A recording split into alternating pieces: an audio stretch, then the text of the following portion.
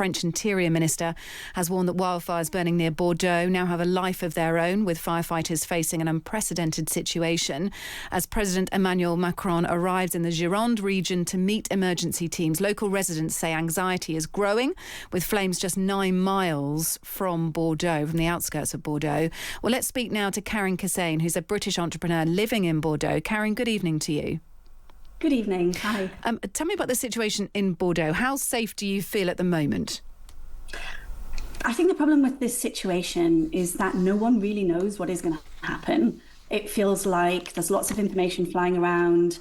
One day isn't different to the next day. Yesterday, it felt really, really terrible in the city. The air was awful. It was thick. It was white in the sky. Today, there's blue skies. I think the wind has changed direction today. And what I personally am finding the hardest is just not knowing if it's going to improve, not knowing if it's going to get worse. It feels like the fires are getting closer. So it just feels really unsettling. Yeah, I think today has been a day of respite. The general line that we've been hearing is that actually authorities are trying to get fires under control desperately today before the heat ramps up again. There's another heat wave due on Wednesday. So there'll be incredible caution, won't there, from your perspective about what lies ahead. Are you getting any advice from the authorities, either locally, nationally, the Foreign Office, anything at all that you're getting through? I'm keeping a close eye to the ground and making sure that I'm connected to all of the networks and all of the information coming from the local authorities. I've switched the notifications on my phone, so if there's any emergency messages, I know that I will receive them. I'm just really staying plugged into the news. I feel like that's the best thing that I can do, the local news, that is. Yeah. So, yeah. Well, thank goodness for local news, but you're very much having to find your own information. We've heard of fire clouds spreading across Bordeaux. They create their own wind and even lightning that can spark fresh blazes. Have you seen those? I arrived back after my week-long holiday in Bordeaux yesterday, and I was really shocked when I stepped down the steps from the aeroplane. I couldn't believe how the air felt. I didn't see distinct fire clouds. I just saw thick, heavy, white smoke, if you like, in the air. But the thing that hit me the most was the smell. It felt so strong, like there was campfires burning everywhere. And I just couldn't get rid of the smell. I got home to my apartment, which is right in the center of Bordeaux, and the inside of my apartment just smelled of fire inside all night. I woke up this morning and I felt that the smell had dissipated a little bit, but I think it really depends on the direction that the wind is blowing. You know, tomorrow or later on this evening, it could be back. And that's the bit that I find quite frightening, really, is a lot of it is dependent on the wind, in which direction it's blowing. I'm lucky enough to be able to see pictures of your apartment, and it looks amazing, Karen. It's absolutely beautiful French apartment. For anyone watching on YouTube, have a little look if that's not too nosy of us, Karen. I would hate it to be in any danger at all. What about the air quality? Are you have you got any sort of difficulty breathing? Do you anticipate that being an issue? It was awful yesterday. I really felt that I wanted to get out of the city, take my kids, jump in the car and get some fresh air and some clean air. I woke up this morning and I felt like I had a dry throat in my apartment. Obviously, I'd been just breathing it in all night. Even when I opened up my front door after arriving back from holiday yesterday, there was ash on the inside of the door. Obviously, opening the door kind of sucked it through into the door. It just makes you realize what's in the air, all those particles that are in the air that you're breathing in. So absolutely. And what's your plan if you are asked to evacuate, if the danger heads more towards Bordeaux? As we said, the wildfires at the moment are 9 miles from the outskirts of Bordeaux. But if it does become an issue, have you got a plan?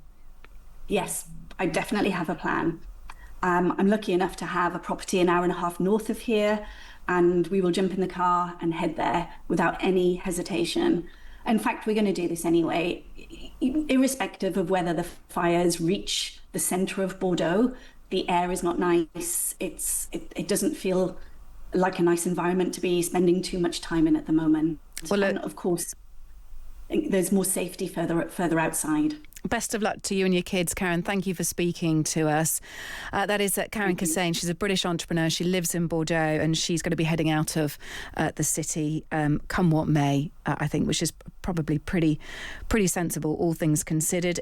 If you are in Europe, around France or Spain, and you're experiencing anything, or you have any stories to tell us, please do get them in to us. 0333 003 2353 to WhatsApp, 87222 to text us. Start your message with the word Times. We will revisit this in the 8 o'clock hour as well. We'll get some more information on what's happening in Spain too. Now, more than 250,000 people have been evacuated from their homes in France, where fires in the Gironde region have reached 7 miles from the city of Gironde and 9 miles, we understand, this evening from the city of Bordeaux. The French President Emmanuel Macron chaired an emergency cabinet meeting. Elsewhere, more than 100,000 people have had to leave their homes in Spain. Let's get a picture then of what's happening with Melissa Bell, senior international correspondent for CNN, who is in Bordeaux this evening. Melissa, thanks for being with us. Thank you for having me. We spoke to a British expat in Bordeaux earlier who was describing poor air quality, what she can see, big smoky, foggy clouds above her, and just a smell, a constant smell around her. I'm not sure if that's your experience as well.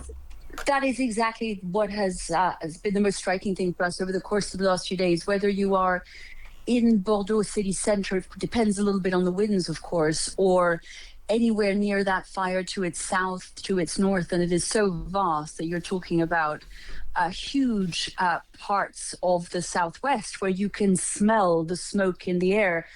On Saturday here in Bordeaux, it was actually pretty unbreathable just because the winds have shifted and were bringing it straight to the city centre. The sun was blotted out for the clouds of smoke there were over the city. So it's just such a big and violent fire that is spewing so much smoke that it's something that you can see and smell and feel even when you're pretty far from it. Okay, and in terms of the region there, we know that Cap Ferret, which is that peninsula on France's Atlantic coast, it's a fairly bougie area. It's very, very popular with sort of high-end tourists, but there's also a lot of camping and stuff around there too. That's been particularly affected. So when we're looking at the damage so far, just tell us a little more. I think that's right. As long as this fire continues to rage, it's really hard to count the cost. We just spent the day on the Cap Ferret. So for anyone who hasn't been, it's this sort of long peninsula that goes along the Bassin Arcachon. It has a single road leading out. At this time of year, its population is tenfold what there is in the winter. So popular is it, as you say, with campers and with tourists who spend a lot of money on very expensive, fancy villas.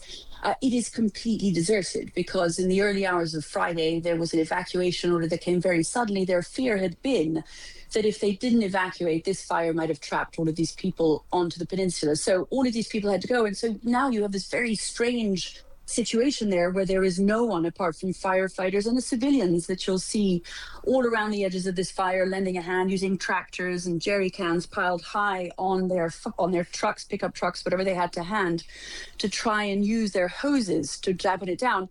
Apart from them, there is nobody there, total ghost town. And there are campsites that have sort of burnt out tents because the fire came very quickly when it came. But mainly you have tents where time has stood still, where the lunch that they were enjoying or the breakfast they just started is still on the table. Their laundry still hanging on the lines. Everyone just had to leave and had only a few minutes to do it. So it's a very eerie experience. And the cost of an entire summer period with no one on the Cap Ferret is going to be huge. But of course, we have no idea how long this is going to last. What people who've been evacuated have been told is that they won't go back till the fire stopped. And we had the French president hear this today saying this is the start of many weeks of a great deal of difficulty as we start not just to get to the end of this fire, but to clean up, to pick up the pieces of what's been broken and to get life back on track. Yeah, and just to be clear, the fire in the Gironde region, unlike anything we've ever seen in France, that's what the regional prefect says, it's not over, it remains extremely dangerous. Did Macron announce anything today? Was there anything significant to come out of that meeting apart from his warning? I think it was really a sense of everyone having to get together. The fact that this is the biggest wildfire there is in France right now, but there are these other wildfires, speaking to the need now really to get together and handle this as one. And I think that's one of the most striking things about this. You know, there had been these wildfires here in Gironde 4 years ago, but to give you an idea, Kate, the big one that was in Landiras took about 13,000 hectares. It took a couple of weeks for the firefighters to get to the end of it. So nothing on the scale of this one that's already consumed 40,000. And 6 days in continues to advance, is uncontrolled. But they've already had to bring in so many other European means. We watched Czech Black Hawk helicopters today scooping up the water from the Bassin d'Arcachon to try and take it into the fires. And I think that was Macron's message, that like this is actually the new normal probably for us Europe-wide, and that it is together that we need to tackle it, but absolutely nothing like we've ever seen before. Goodness and I think me. really shocking for anyone who's anywhere near it. Yeah, I think EU officials were warning earlier that wildfires could still be burning in November, which is not the news that anyone needs. Now, in France, the fire hasn't necessarily spread too much today. Today and tomorrow, it'll be fairly containable, or certainly easier to deal with to try and tackle. But I know that temperatures again are going to rise on Wednesday, and that's the case in Spain too. So just take us through the situation there. That's right. Basically, what happened overnight is after 5 nights of the fire acting erratically, being pushed by these winds one way and another, and taking on ever new ground, consuming ever new ground, they finally found that last night it had fairly well stayed inside its boundaries, not advanced too much more, but that it was still not in control. Fixé, as the French say, they still haven't got it fixed to this perimeter yet. So there are still chances it will continue to advance, and the conditions are certainly there for it too. But what they've explained is that the winds have slightly died down. The moisture levels in the air are such that they're hopeful that they have this small window tonight into tomorrow, because as you say, the next heat wave comes on Wednesday when we expect 38 degrees in this particular region. So that will be their window to try and fix this fire, to try and get it under control, and then to go about trying to make sure that it's extinguished inside. Yeah. And in Spain, one big fire near Madrid, another major blaze in the country's east.